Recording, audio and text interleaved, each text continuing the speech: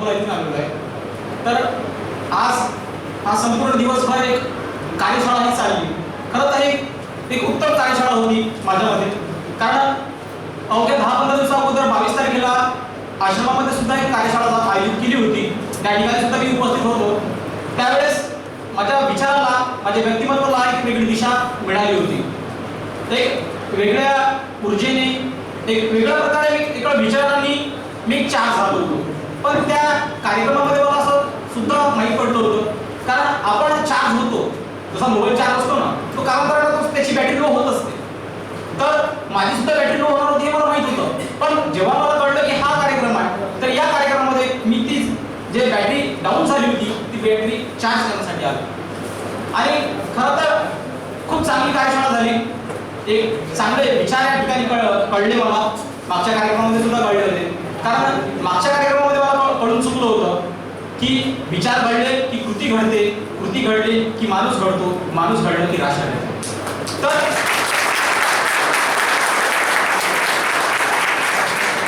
तर तुम्ही सुद्धा या ठिकाणी आले, चांगला कार्यक्रम ऐकून घेतला.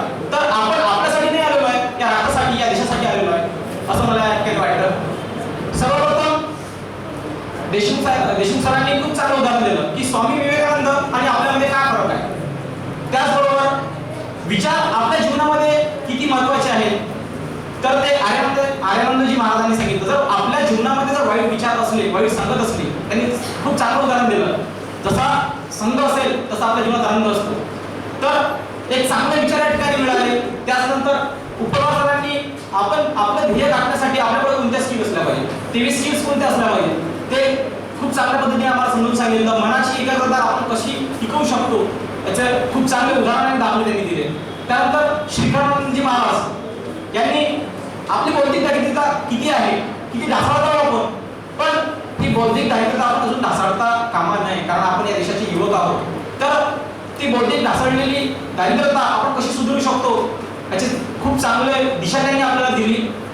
एवढंच बोलेल. आयोजकांनी या ठिकाणी मला बोलण्याची संधी दिली, त्याचे खूप खूप धन्यवाद. आणि पुढेही त्यांनी असेच कार्यक्रम ऑर्गनाईज करायला अशी मी त्यांना विनंती करतो. धन्यवाद.